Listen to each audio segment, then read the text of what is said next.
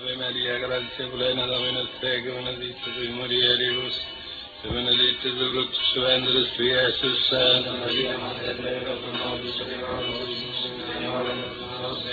Ecce Domini.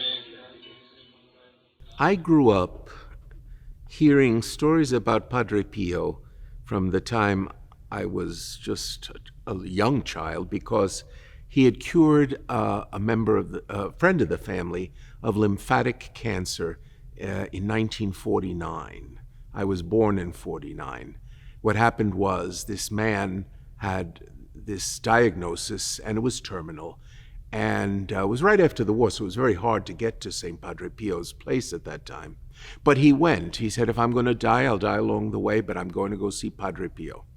He gets to San Giovanni Rotondo and finds out, he's disappointed to find out he can't meet personally with Padre Pio, but the monk told him, if you stand here in the garden, he's going to come through the garden and you'll be able to receive his blessing as he passes. So he said, this is the best I could hope for. I've come all this way.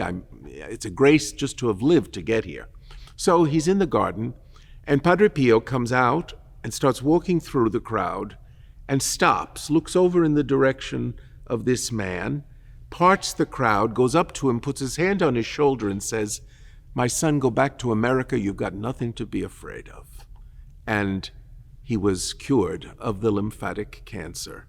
Came back, not a trace of the cancer was to be found. So when my own mother, in 1962 or thereabouts, was suspected of having cancer, I wrote to him for the first time. I figured he helped this friend of the family, he's going to help my mother. So at first they thought it was cancer. Then they said, no, it isn't, but we're going to take out the tumor. But Padre Pio let me know that she would not be cured, but a greater grace would be given to her. So when they open her up, they find out it's massive cancer. 102 stitches later, I walk into her room, and she's smiling, sitting in bed. And she says to me, Jerome, this is little enough price to pay to be worthy to be the mother of a priest. I had always wanted to be a priest, and my mother never spoke like that or thought like that. And then she goes on and says, maybe through my suffering, you can save souls. And that was the grace that Padre Pio gave her. She became a devout and practicing Catholic from that point on, and he gave her the grace of living to my ordination.